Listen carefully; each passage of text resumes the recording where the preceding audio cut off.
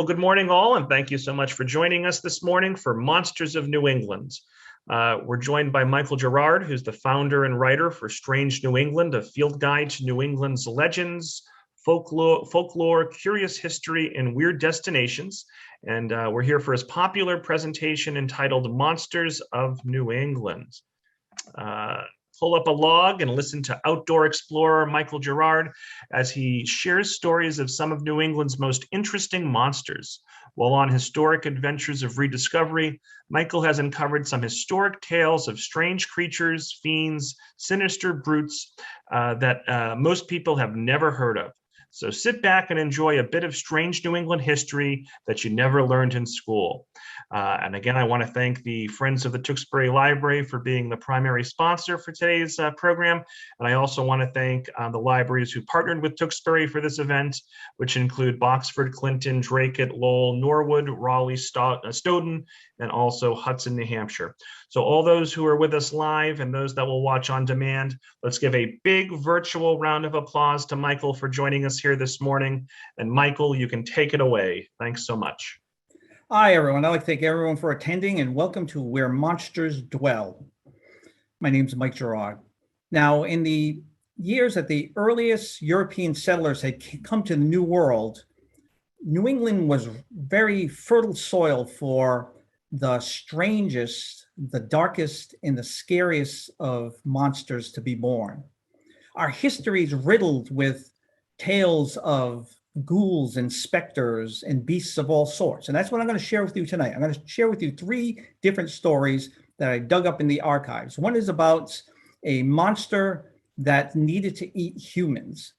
The next will be about these shadowy people that haunted a small village along the coast of Massachusetts. And the last will be about a serpent that lived in the waters of New England.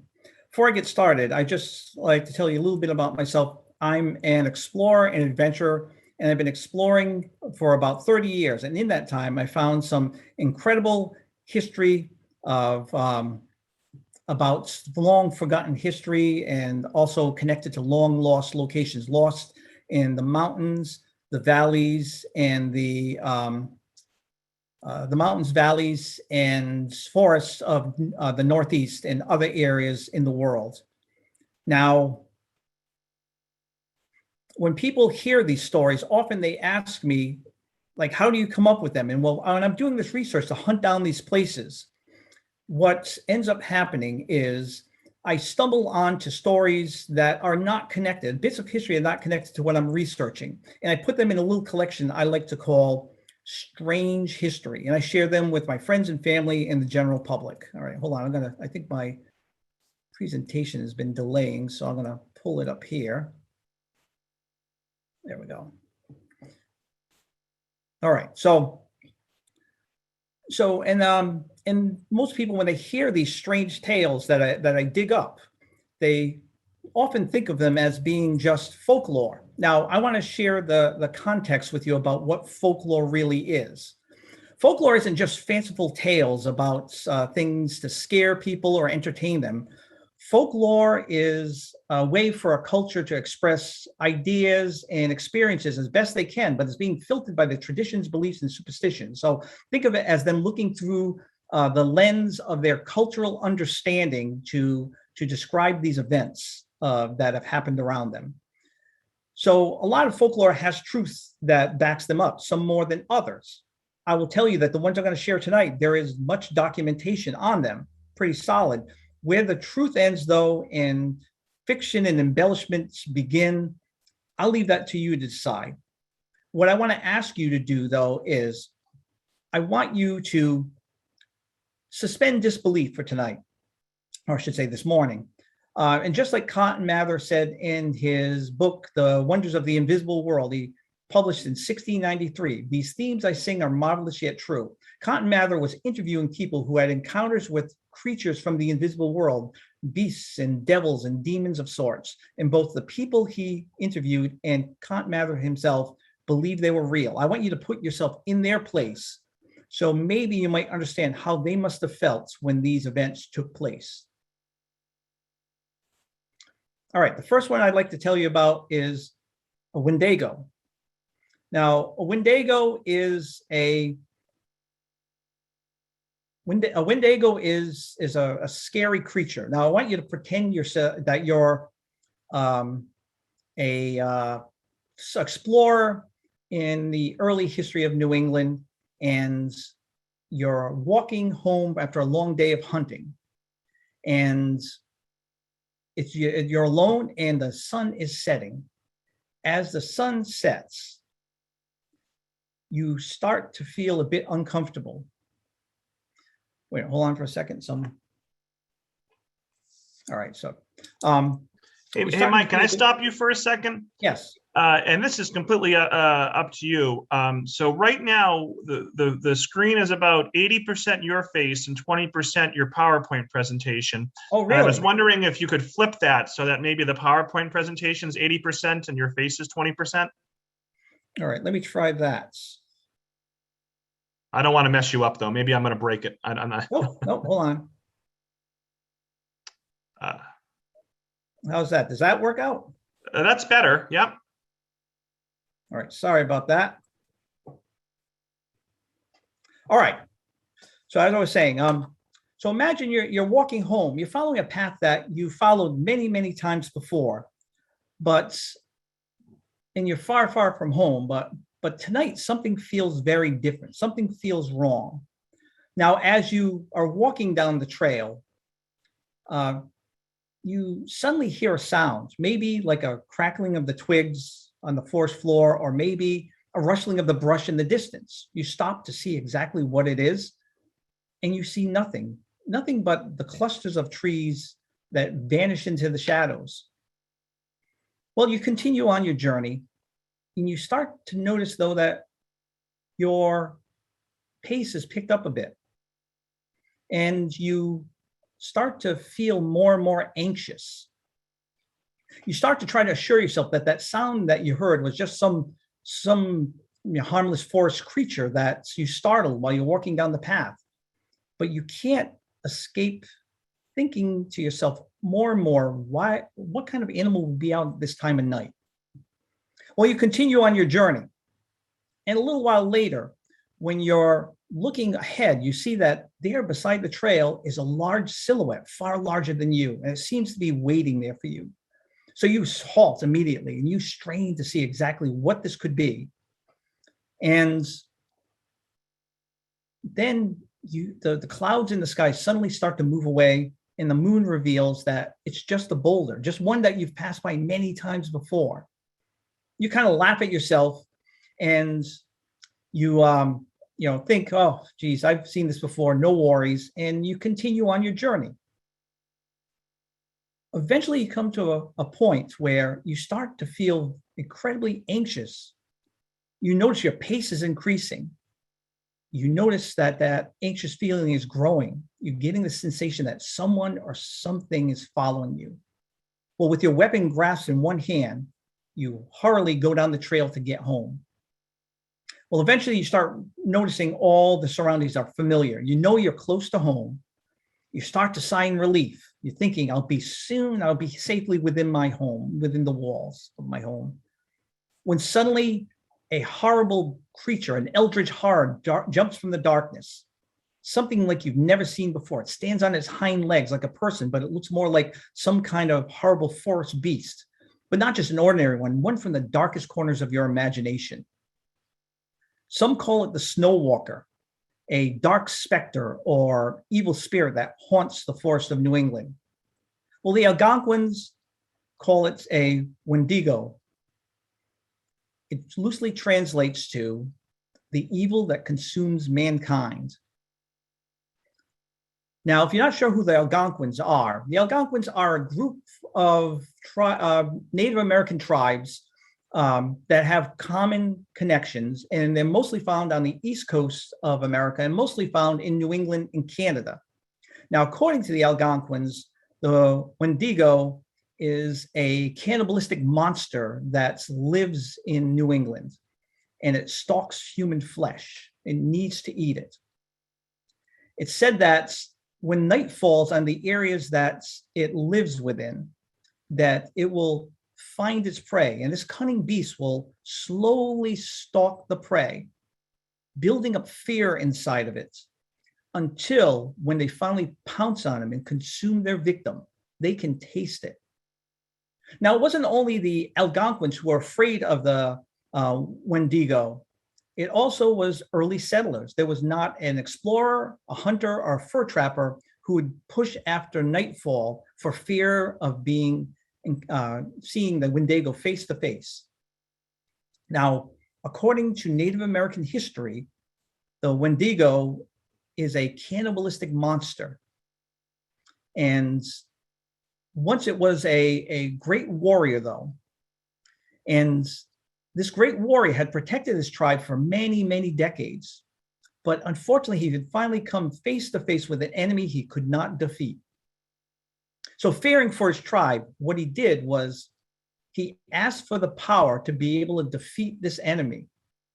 And he was given the power to transform into this creature. He did slay the enemy, but unfortunately, he was cursed also, because with that power came a curse, the insatiable need to eat human flesh. Because of this, he was banished by his tribe to forever walk the forest alone, at night transforming into the Wendigo and going out and consuming people. Well, it said eventually he died of natural causes or someone had killed him, but the spirit of Wendigo still lurked in the forest looking for its next victim. Now, it's described as being a large upright creature, a creature that has that can be up to 15 feet tall. It has long fingers with claws and large canine teeth, and has a hyperextended tongue.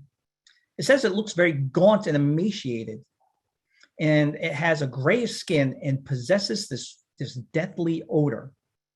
Now, the Wendigo greedily eats human flesh. It's never satisfied, though. Instead, it suffers. And the reason why it suffers is that when it consumes its prey, its victim does not fill its tummy. What it does instead is it'll cause the Wendigo to grow proportionally to the size of the victim, also increasing the need, its hunger for human flesh, the ever-growing hunger. Now, there are some who say that the spirit, that this horrible spirit of the Wendigo comes out during the harshest and coldest winters. And that's when people are weakened by the cold, the fear, and by the hunger. They're easy victims. They will be possessed by the Wendigo, and they will be forced to do acts of violence. But it doesn't just end there. They say there's a physical transformation that takes place, and that physical transformation involves their, let's say, their skeletal structure and their skull. They grow antlers. Their fingers will extend with claws on it. They will grow a fur, and they will also grow very much in bodily mass. Now, when one of these victims who have been possessed by a Wendigo has tasted human flesh, it's said that they're cursed forever. Forever, they will be then turning into the Wendigo at night to hunt for prey. Eventually, the transformation will be permanent. Now, I've told you a lot about what this creature is supposed to be and what it's like, and a lot of it will sound like pure fantasy, something you hear in some kind of strange film of horror. But there are actually documented cases of people who transform into Wendigos. Matter of fact, in the earliest years of people settling in the New World, there was documentation. There were explorers and missionaries from the 17th century that documented people who had transformed into them and consumed humans. For example, the Jesuit priests. The Jesuit priests came to the New World to interact with the Native Americans. Their goal was to be able to get these Native Americans to convert to Christianity. Now, as they did this, they wrote reports back to their order. These reports were done so they could raise funds for their missions. Now, these reports were eventually published in what was called the Jesuits' Relations. And in an entry in 1661, it mentions about how these Jesuit priests were to meet a group of men, of tribal men. And when they did, they found that an illness had fell upon them, an illness that made them ravenous for human flesh, so ravenous that they would pounce on men, women, and children like veritable werewolves and voraciously devour them, trying to feed that ever-growing hunger, always looking for fresh prey. It also mentions that the only remedy was death. In the 1800s, there was an early explorer and fur trapper named David Thomas. He documented actually witnessing a tribunal for a young hunter. You see, this young hunter during a tribal meeting had accidentally blurted out that he wanted to eat his sister and that he would do whatever it took to be able to eat human flesh. Well, eventually the father of this young hunter was told to kill him before he transformed to a Windago. And within hours, the young hunter was killed and his body was burned. He was burned in order to prevent the spirit of the Wendigo from appearing again. In 1885, there is a book that was published called The History of the Ojibwe. And the Ojibwe was just another one of the Algonquin tribes. It was considered one of the largest, if not the largest at the time, of the Native American people. And in this book, there was an entry that mentioned about how there was a sudden great exodus from an island refuge of theirs, sudden and complete. It seems that some sort of evil had gotten a strong foothold there, and this horrible tradition had become vogue. The author of this book, Source, said that what was happening is that in the latter end of their time on the island, people were killing other tribal members and eating them. What they would do is they would poison them. When their bodies would be interred, later that night, the murderer would disinter the bodies, bring them back to their lodge, and then feast on them under the darkness of midnight. Now, if you were invited to one of these feasts and then suddenly became aware of actually what was going on and you did not partake in the feast, you most likely fall under the ill will of the other feasters and become their next victim.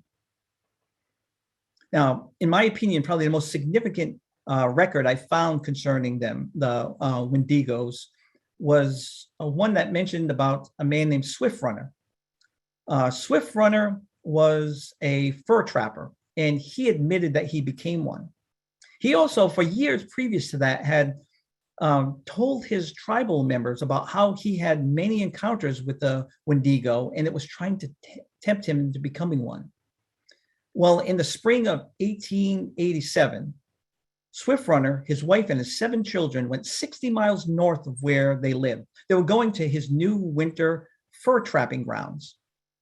When Swift Runner returned in the spring of 1888, he was alone. When other tribal members asked him where his family was, he said that they had died from starvation because of such a harsh winter.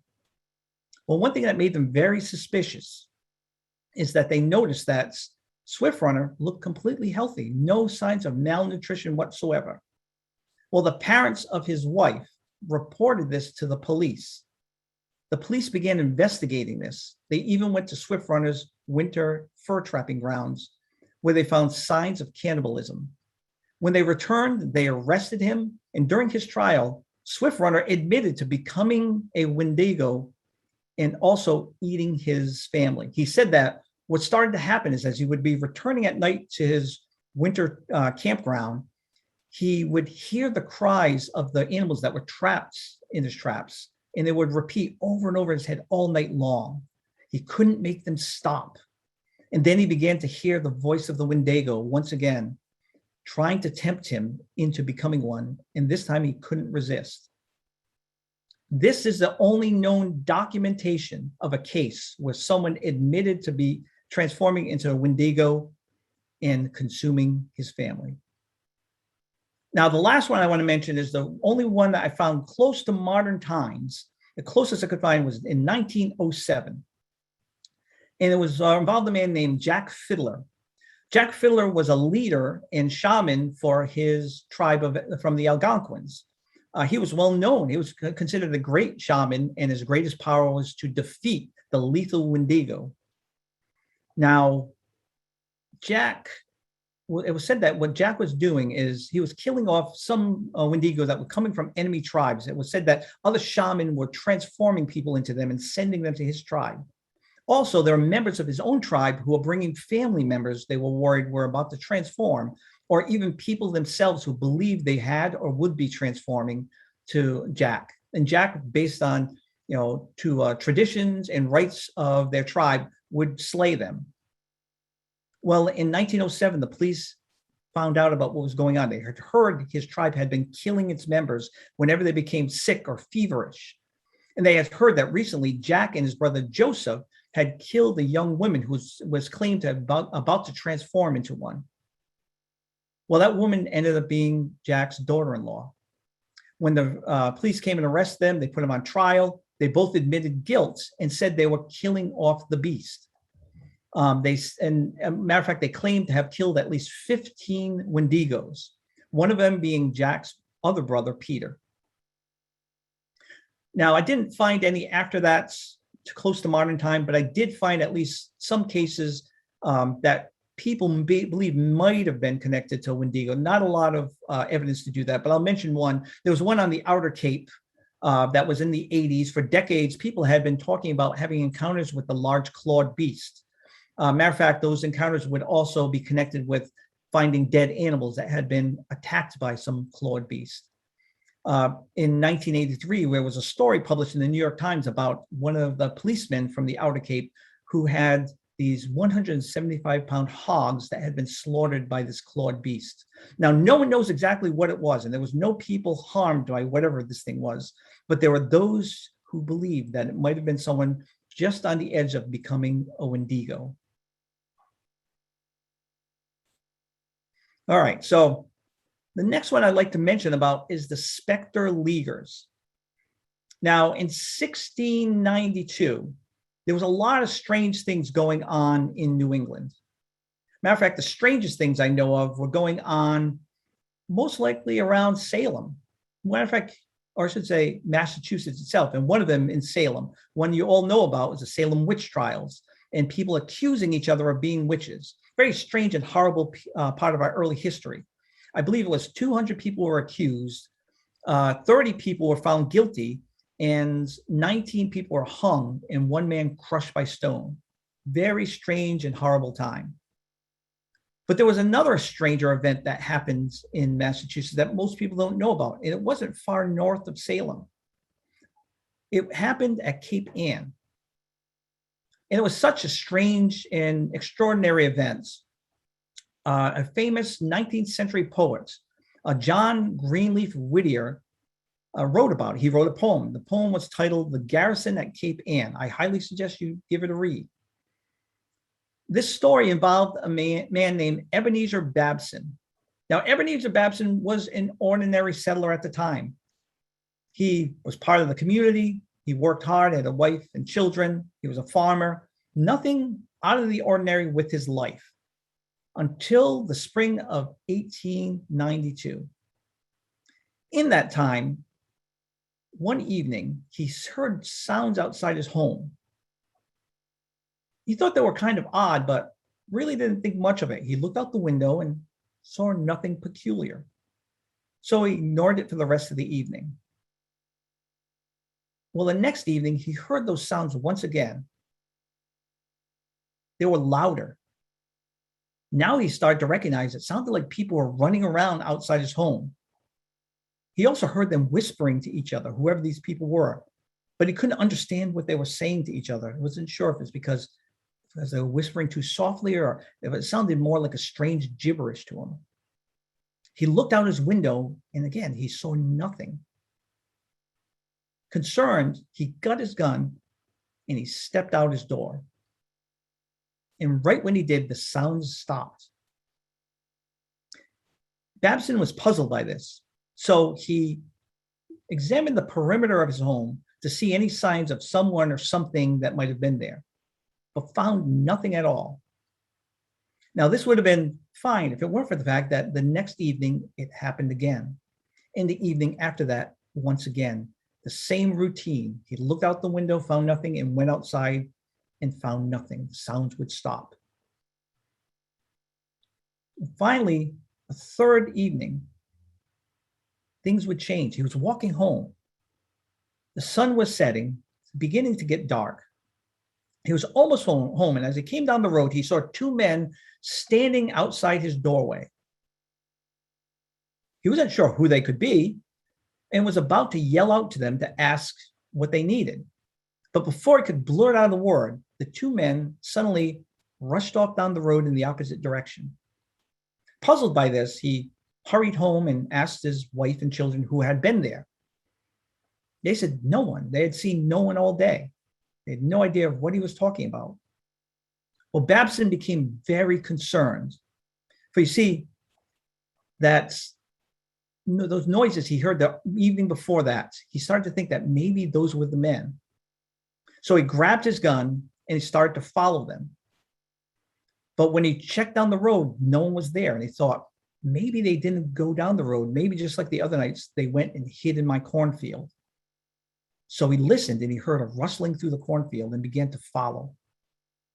When he got to the other side of the cornfield, he saw no one. Already it was dark, and he was looking and straining to see if he could find those men, when suddenly he heard a whisper say, "The man in the house came home. If it weren't for him, we could have taken the house." Immediately he turned to see who exactly it could have been. And just as soon as his eyes landed on them, it's as if they noticed him too, because they soon darted off and vanished into the nearby swamp. Now, though he didn't really get a good look at them, one thing he noted was they were wearing such odd clothing like he had never seen before. Well, Babson was worried now. Someone was about to attack his home and possibly the village. So he grabbed his wife and kids and went to the local garrison. As soon as he got there and closed the gates, he once again heard the noises of people running about outside in the whispered voices in that strange language. Other people at the garrison also heard it. Babson, determined to find out who it was, he swung open the gates, but it was too late because now he saw whoever those two people were. They were now far away, going over the crest of the hill. Well, he shared his tale with the others at the garrison, told them about what happened over the 3 days and just that evening. And when he was done, they also believed that an attack was imminent. They had three enemies they had to worry about. One was the British, who was enemies, the French, who was enemies with the British. Then there was some Native American tribes in there were very hostile to the settlers. And then finally, there were pirates. Since they were a harbor town, pirates would often pirate ships and also would hit villages. But none of these people would resemble what Babson had described. But either way, these people wanted to be prepared. So they put men up in the ramparts of the garrison and waited for the attack. Well, nothing happened again that evening. And the next evening, nothing happened too. But they stood strong. And it was good because the evening following that, now they saw three men. And this time they were armed. The men in the ramparts began trying to shoot at them. But they said they had a problem. They said that whoever these people were, they were not shooting at us. What they were doing instead is they were ducking behind trees and rocks and then coming out again, going between trees and other things they could hide behind, as if mocking them. They also said that they were moving so fast they couldn't get an aim on them. Now, Babson and others also had exited the gates, and they said the same thing. They said when they tried to shoot them, they couldn't, because whoever these people were, they were moving at supernatural speeds. Well, eventually, once again, these shadowy assailants vanished. Well, they hatched a plan. They said, since they're so difficult to be able to get our sights on, next time they appear, what we'll do is we'll wait till they come closer to us, and then we will attack. So the next evening, again, nothing. And that went on for another evening until finally, once more, they appeared. This time it was 6 of them, and again, they were armed. But the people at the garrison waited till they got close. And once they got close, They attacked. The men in the ramparts and the men at the gates swung the gates open and went after them. Soon those 6 shadowy figures scattered in all directions. Babson followed one of them. He followed to the point where he said he got close enough that he knew he couldn't miss. And he pulled his trigger, but his gun misfired. Quickly, he tried to reload his gun. But by the time he was ready, whoever it was he had been chasing had vanished. Babson was persistent, though. What he did instead was he followed in the direction he saw this man going. He thought maybe if he continued, he could catch up with him. He kept going until he came to the edge of that swamp. He once saw the first 2 men he spotted vanish into, and he waited and listened. When suddenly he saw 3 men exit the swamp. What he found very strange, though, was they were all really close to each other, as if they're walking with arms locked into arms, walking in unison, perfectly in sync. Well, no matter what was going on, Babson decided that this was his opportunity. So carefully, he raised his gun, he aimed, and he waited to the right moment, and he shot them. When his gun shot off, they dropped to the ground. He was so excited, he shouted out to the others, "I killed 3 of them with 1 bullet." He got up, and now he would be able to see who these people were. He began running towards their bodies. But as soon as he did that, suddenly they rose up again and then vanished into the swamp. He was frightened by what he saw. He returned to the garrison to share his tale. When he got back there, he also heard about strange things going on for others. People in the ramparts, their guns also misfired. Another man who had chased one of these shadowy figures said that he was incredibly close to him and could not have missed him. But when he fired his gun, that shadowy figure vanished. Now they were scared. Who or what was this that was attacking them? And the reverend of the town, a Reverend John Emerson, said he believed it was the devil and his agents. Well, no matter who it was, the people at Cape Ann knew they needed help. They could not fight this enemy alone. So they sent out for reinforcement. There in the neighboring town, there were soldiers. So they put a call out for help. Within days, 60 well-armed men showed up at the garrison, and they thought, now there's no way someone can defeat us. We are safe. They couldn't be any more wrong, because that evening, suddenly the shadowy figures arrived once again, and their numbers increased greater than that of the number of men that showed up to help them. They began hearing things hammering on the walls outside the garrison. Rocks started raining down at the garrison at nighttime, night after night. They would hear the voices whispering to each other in that strange language, and hear the running of the feet all over the place. People began to see them during the day too, but never long enough to see who exactly it could be. They said they would catch a glimpse of them, and before they could see exactly who they were, they vanished into the forest or behind a house or down an alley. People were becoming incredibly frightened.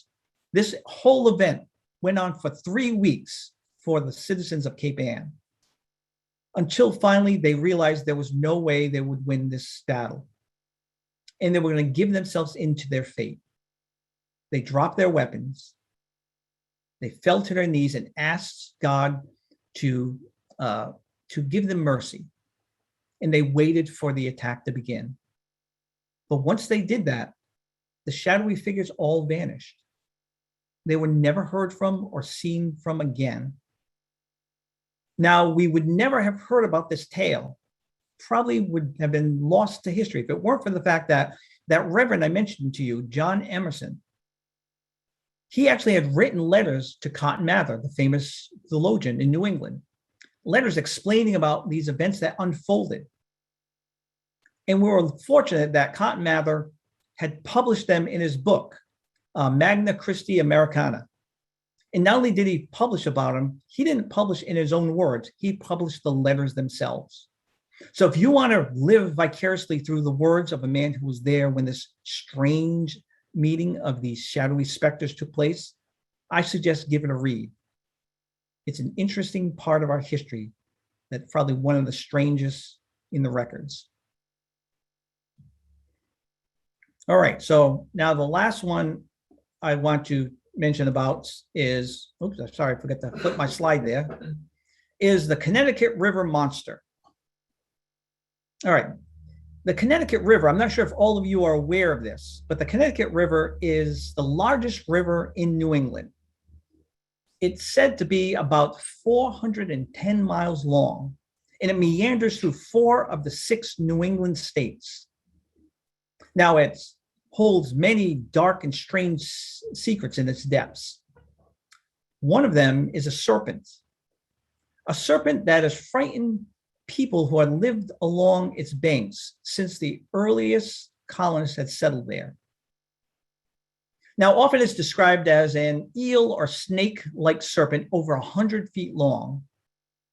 And though over the past 300 years, it has been spotted in all 4 of the states that this river passes through, still today, what exactly it was or is a mystery. Now, the first documented case of the serpent appearing happens in central Connecticut, and it was recorded by the New York Times in September 8th, 1886. The article mentions how a man named Colonel Stocking and another man, Silas Sage, had witnessed the creature off of Cromwell, Connecticut. You see, at 6 a.m., these 2 men had taken a small boat to cross the river. As they were doing this, suddenly they were struck by a large object, something underwater, and it tossed their boat up into the air. As the boat came crashing back down on the river, they fell out of their seats. Fortunately, they fell to the floor of this small dinghy. Well, as these 2 terrified men gathered themselves and rose up from the bottom of the boat, they reluctantly peered over the side of the boat to see exactly what it is that could have just struck them. Well, they were surprised when they saw the water begin to froth. And then they were shocked by what followed. Suddenly, they were greeted by a large black head rising from the water. This creature's head was over 10 feet above the river, and it appeared to be over 100 feet long. Now, both the colonel and Silas wasted no time. They raced to the nearest shoreline. Once there and safely on land again, they turned about to get another glimpse of the beast, but it had vanished. Now, it wasn't long before word spread about their encounter with this deadly encounter with this Titan, and people from all over the area began to gather along the shoreline with them, spying the surface of the water for yet another glimpse of this behemoth.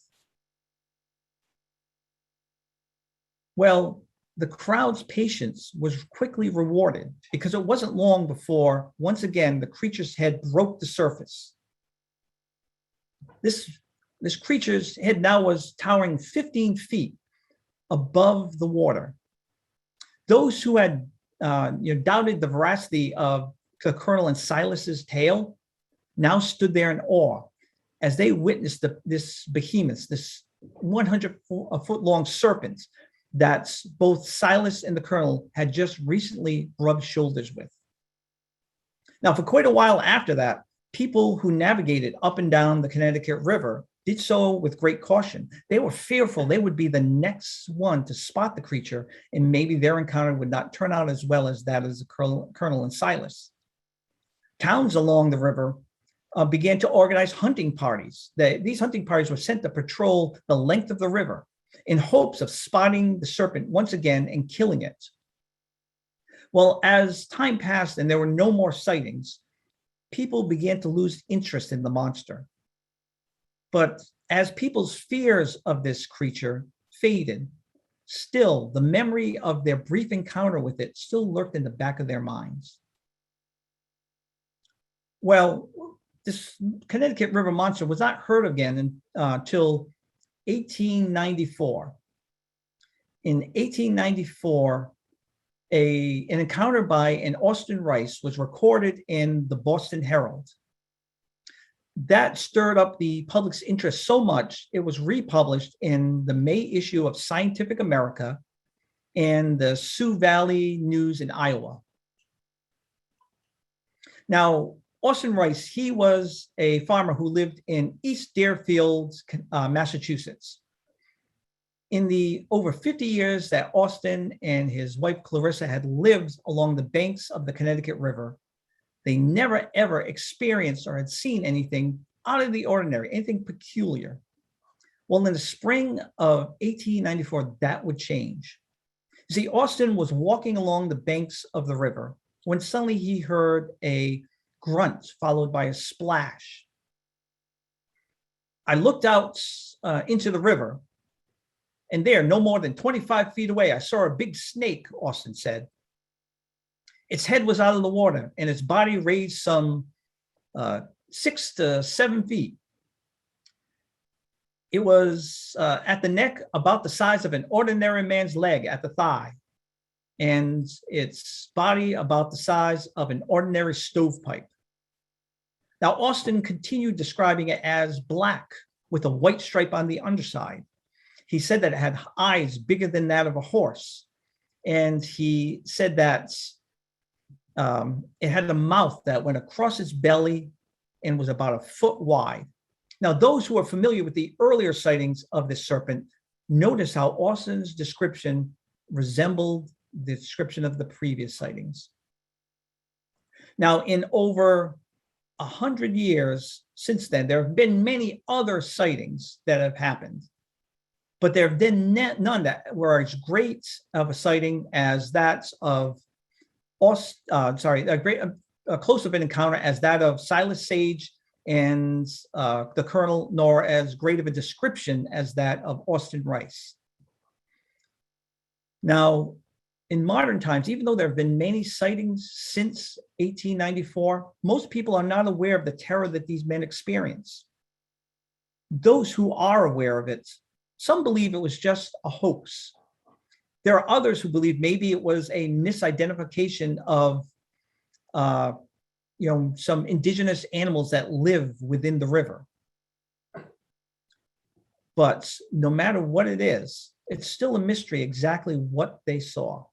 And still some people watch with a cautious eye when they're close to the river.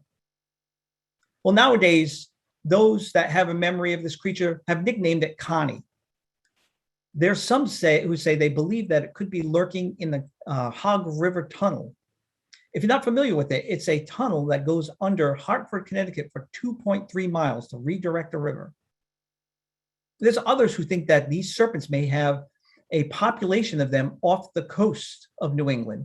And just like the young Atlantic sturgeon, they live in fresh water for 2 to 7 years. Now, no matter what this creature is, with all the increasing activity in and along the 410 miles of the river, it's just a matter of time before someone spots Connie or one of her descendants. All right, so those are the 3 stories I want to share with you. And I have one more I'd like to share. And I see we have enough time. And this is a personal experience. And I want to show you how terrorizing things can be when you're out doing exploring in a new world or a place that's still wild. Though my experience will not measure to what the people that I just talked about had experienced. It's to show you that when you're out in an untamed place, strange things happen. This one I like to call the terror beneath the devil's coffin. So what I do, as I said, is I search out lost history connected to locations. Typically, locations I search for are caves. That's my expertise is in geology and caves. And I hunted down this particular cave in the deep forest of New England that I had found in the archives. And I found it. It was amazing. It was just as described, beautiful. It was large. It was used by Native Americans long ago. So wonderful find. And I talked to one of my fellow explorers about this. And a year when he came by my area, he wanted to see it. So we went out to see it. And he was impressed with what I showed him. But he had noticed that in the over 300-foot long cliff that was over 100 feet high, where the cave I found lived, he noticed features where he thought there might be other caves. I kind of laughed it off and said, well, we'll check it on the way out. Well, I'm glad we did, because we found 2 other caves as good, or if not more impressive than the one I found. Well, I was more impressed with the fact that later on in the week, my friend Jim actually sent me documentation he dug up. He is quite a detective when it comes to digging through the archives. He found a publication that talked about the area. It called this area the Seven Wonders. And in the 1700s, it was considered to be the most amazing geological feature in New England. And even before that, it was celebrated. It talked about the 3 caves we had visited and then a 4th one. 4th cave that lived in the highest point of the cliff. Not only that, the entrance was incredibly difficult to find. It was well hidden. But the best part about it was that it was found beneath the devil's coffin. Now, I had to get out right away to find it. So even though I couldn't get someone to come along with me, I ventured out that following weekend and went to find this cave. It wasn't long before I found the devil's coffin. Here you can see it. It's a long slab of rock that's kind of peeling off the cliff right at the highest point. And if you're familiar with the old wooden coffins, just like that, it's narrow at this end, it widens at where the shoulders would be and then gets narrow again. This is over 20 feet long though. And I knew that the cave probably was in this space right here where you see the fracture right beside that piece of rock peeling off. So I began searching for the entrance. And this is when things got strange. As I was doing that, I suddenly heard a sound that I would describe as unworldly. It sounded like, I mean, if I could put it into words, like what I would imagine a beast of sorts from the devil's beast, the hellhounds, was by his side. It sounded like a large, deep barking, but it was slow and incredibly deep. And almost had a pounding sound to it. And I know I'm not going to do it justice, but it was something like a row, row, row. I was scared. I started looking around. I'd never heard any animal in the over 30 years I've done exploring. I never heard an animal that sounds anything like that. So I spied the area, saw nothing, and I listened for the sound and never returned. So I shrugged it off and thought maybe the valley below, sound from somewhere else was carrying through and echoing. And it just sounded strange. So I went back to trying to find the entrance. A little while later, once again, I heard the sound. It went row, row, row. I was scared because now I heard where it was coming from. It was coming from right in front of me in the rock. And it sounded like it was down below. And I thought to myself that if that's true, then maybe whatever it is in the cave. And whatever this creature is, maybe this is why this was called the devil's coffin. Now I was even more frightened. But my curiosity got the best of me.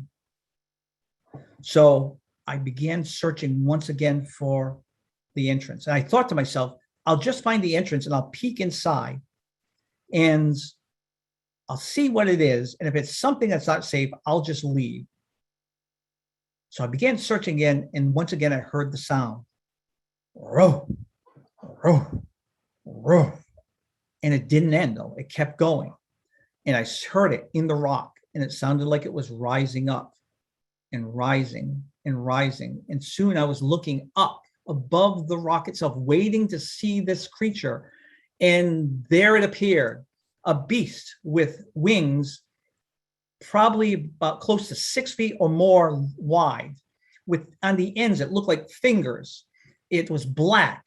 It had large claws. It was monstrous in size. And it was no more than 8 or so feet away from me. I could probably reach out and touch it. I felt like I could be within reach of it.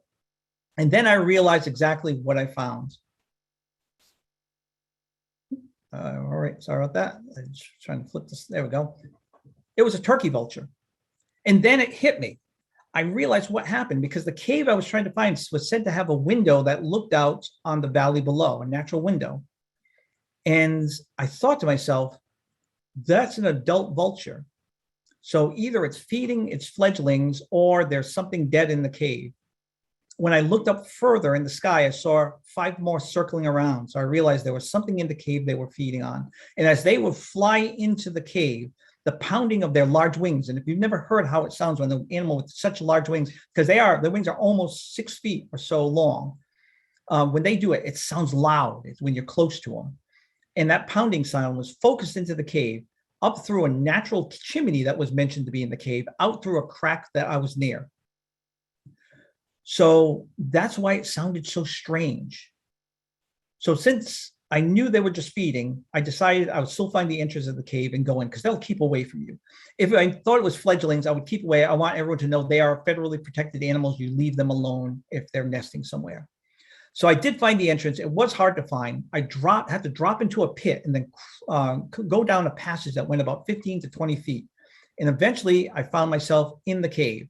And there I am peering out the window that the birds, the vultures had come in through. You could see the droppings on the rocks that were at the edge of the entrance. And here was all the features they mentioned about. They said there was a natural bench in there and a natural seat, a little thing they called a table. There, right here was a little fire pit, and above it, a natural chimney with soot all over it. What a wonderful find. I just wanted to share that with you to show that, yes, when you experience things, when you don't understand what you experience, they can be incredibly frightening. And you have to tread carefully, because sometimes some of those frightening things you see and suspect can be dangerous. But I'm glad I didn't let that fear stop me, because finding this cave was a wonderful historical find, including finding an inscription probably from the 1700s in the solid granite there. Now it's a well-documented record of these caves in the Seven Wonders, and its history and location are now captured. And I gave a copy to the local historical society, so it'll always be remembered and hopefully protected. So that's it. I wanted to just share with you a bit of my own scary experience in New England.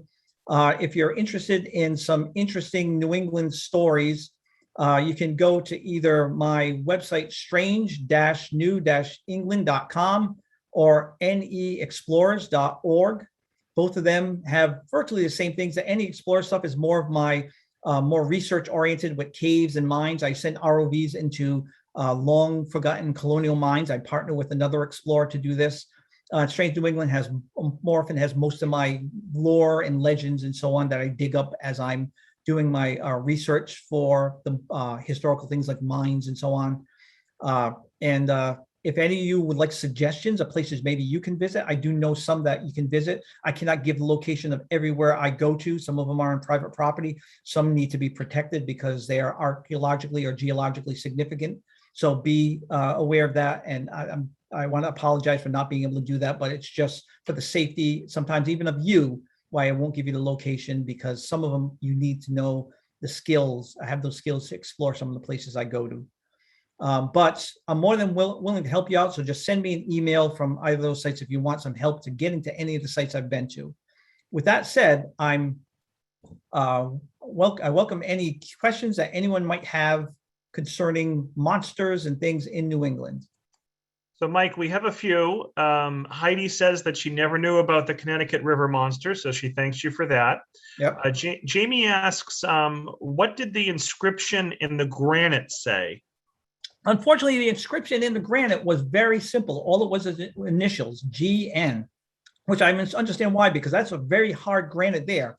But it's an impressive inscription alone, because the detail and the skill it took to get that beautiful GN in that rock was difficult. I'd say it probably was done in the late 1700s or early 1800s. That became very popular then, and people would make visits week after week for like a whole summer to do inscriptions in Connecticut. Connecticut's where it was most popular. So you'll find them all over Connecticut from the 1700s into the 1800s. Adrian says that she would have broken the land speed record getting away from those vultures. Oh, yes. Yes. Vultures are scary, scary creatures when you hear them. Vultures do not have vocal cords. So what they do is they will make like hacking noises as best they can and hissing. Sounds more like a snake than a bird. And also young fledglings, since they can't scream and they can't fly yet, they will actually, I'm sorry to have to bring this up, they will vomit, because their vomit smells, it stinks. And usually predators will not be able to tolerate it and fly away. So when you first hear them, not only just the pounding of the wings, all of the parents coming to visit them is scary, but hearing those noises, and I've heard them myself many times. I've actually been called the vulture whisperer because I encounter vultures all the time. It is frightening sound to hear that hissing echoing in a cave. Sandy says, this has been fascinating. Jason says, thank you. This was a great presentation. Elena says that you covered legends that I was unfamiliar with. So thank you for a great presentation. She says that she hopes your website lists your schedule for future lectures. I actually haven't been putting on that on Facebook. If you go to my Facebook page, and you can go to the website, it'll have a link to it. I more often post it on the Facebook page because that's where most people orbit around. But I'll try more often to get it on the website when I have future speaking events. And I do speak about more than just legends. I do speak about exploring mines, ROV exploring in mines, and also in the bay with strange creatures that live in the bay, quite a variety of things. So if you're interested in other things, check out the events that I'll have coming up in 2022. Karen had a question about Wendigo. Any possible connection to the modern day werewolf? And has any of this been considered possible psychosis, like the man who admitted to being one? I've heard people relate it to a werewolf. And matter of fact, one of the things I found written about it said it was like a veritable werewolf. When I said that, that was actually a quote from someone from the literature that I dug up. But the reason why it's different than a werewolf that makes it stand out is that it grows antlers. And that's what always got me, because otherwise it reminds me quite a bit of a werewolf, but it seems more like if a dare wolf, if you want to call it that, because the descriptions, all of them I find tend to be more like if a dare became mixed with a werewolf. Jason's son wants to know if you have any Bigfoot stories. I know of many Bigfoot stories. Actually, in the Berkshires, there's one area where I've heard several interesting Bigfoot stories on Mount. Oh, now I can't think of it. What? Mount Greylock. Mount Greylock had some interesting Bigfoot stories. If you're not familiar with Greylock, I'm gonna give you a little hint. If you're familiar with the Harry Potter, when they kind of started doing the movies about the world of Harry Potter in America, Greylock is the mountain in Massachusetts where the School of Wizardry is supposed to exist. And I know why they do it there, because it is a strange and magical place. If you hike the areas, it's wonderful, and many writers over the hundreds of years have spoken of it in a very magical way. Christine says, really interesting, thank you. I also have a question on the Windago. The part of the tale with the island that was later left, is that a named or identified island today? And what region is the island in? I'm not sure exactly where the island is. In the literature I saw, it just mentioned about a great exodus from an island that was one of their refuges. I did not find anything that pointed to exactly which island it was. I could only it was like vague information about, and this was because this was very early. Remember, this is 1661. So there was not many things that were labeled back then. So trying to make that connection would take a lot of work to dig up. All right, well, Michael, I think we're going to wrap it there. We've had about 10 comments or questions. I think that's good enough for me, for sure. So do you have any last words for the group before we end the program? Yes, my last words is that if you're wondering, as I said, how I find all these things, the one thing I want to tell you is that libraries and historical societies are the backbone of my research, and I rely on them greatly. So I hope you support your libraries and your historical societies. And I highly encourage you, start digging into the books that are available out there. Everything I've shared with you has been drawn from books that are either still published now, or you can get old copies of. And libraries have wonderful programs to be able to do interlibrary loans if they don't have the books. So give it a try, start exploring yourself, and you'll be fascinated by how much strange and fantastic history that New England has that's waiting to be rediscovered. So I hope that when I retire doing this exploration of New England, that I can sit back as an armchair explorer and hear about exploration and adventures that you have had, and as you do presentations for libraries and other organizations. Well, thanks for putting the plug in, Mike, for libraries. I always appreciate that. Next Thursday night, Witches and Warlocks of Massachusetts with Peter Muse. Next Friday night, the Bridgewater Triangle with Tim Weisberg. And next Saturday morning, the one I couldn't remember is the Haunted Lighthouses of New England with Jeremy Ditremont. And if you visit the Tewksbury Library's online calendar of events at www.tewksburypl.org, you'll see them all listed there. And I do want to thank all the partnering libraries for this morning's program, as well as the Friends of the Library for being the primary sponsor. Certainly want to thank Mike for a great presentation, and I want to thank all of you for listening. So hope you all enjoy your Halloween season, and I hope to see you back at a couple more of our paranormal programs. So I wish they were in person, but they're virtual. We're doing the best that we can, and I think it's working out pretty good. So thanks so much, Mike. I hope you enjoy the rest of your Saturday, and thank you all. Have a great weekend. Bye-bye. You too. Thanks a lot.